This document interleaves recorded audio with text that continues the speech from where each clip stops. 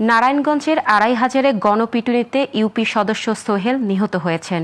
সকালে উপজেলার বালিয়াবাজারে এই ঘটনা ঘটে। আড়াইহাজার থানার ওসি খন্দকার নাসির উদ্দিন জানান, বিগত সময়ে ইউপি সদস্য সোহেল এলাকাবাসীকে অনেক অত্যাচার নির্যাতন করেছিলেন। এতে এলাকাবাসী ক্ষিপ্ত ছিল।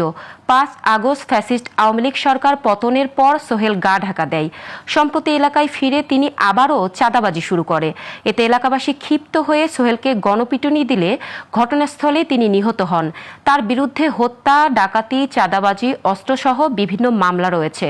সোহেলের মরদেহ উদ্ধার করে ময়নাতদন্তের জন্য জেনারেল হাসপাতালের মর্গে পাঠানো হয়েছে বলেও জানান ওসি।